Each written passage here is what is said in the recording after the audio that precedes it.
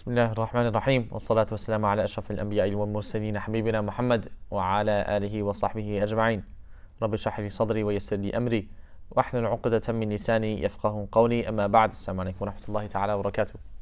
So we are now in the rules of Nun Sakina and Tanween. This is, like I said in the intro, these are the most important rules that you'll have to focus on, that you'll have to worry about, because they're on every single page in the Quran. You'll see them so often, and if you don't know what to do, you're easily going to be known for either your recitation's good or not. So these are the most essential rules to know.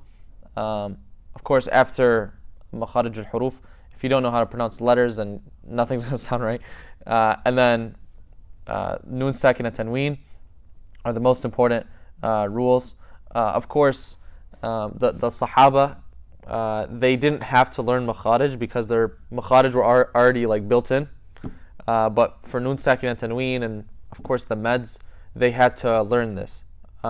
So, inshallah, everyone is they start off not knowing these rules, even the Sahaba, and and they move on and learn about these rules. Inshallah, with practice, it'll be really easy. Bismillah. So let's start off by first acknowledging what the rules are. So there are 4 rules. Al-Idhaar, which is pronouncing something clearly. Al-Idgham, which is combining or merging letters. Al-Iqlab, flipping a letter. And then Al-Ikhfa, which is hiding a letter. So let's first talk about Al-Idhaar. So when you have a Nun Sakina or Tanween followed by any one of these 6 letters, Hamza, Ha, Ain, Ha, Ghain, Kha, and what are these letters? They're letters of the halq. If you watch the last video, these are letters of the halq. Whenever Nun Sakina or Tanween is followed by a letter of the throat, then you pronounce the Nun clearly. For example, An'amta. Okay, so Bismillah. An'amta. So Ain is a letter of the throat. And by the way, if I'm not sure about the Indo-Pak Mus'haf because I don't really teach out of that Mus'haf, I teach out of the Uthmani one.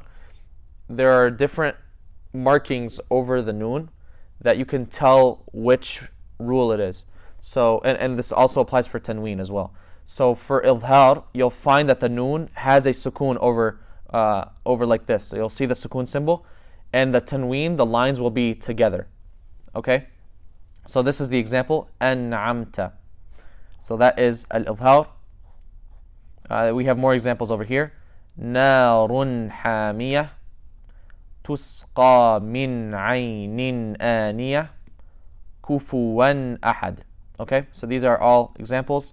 Have some examples of Tanween, some from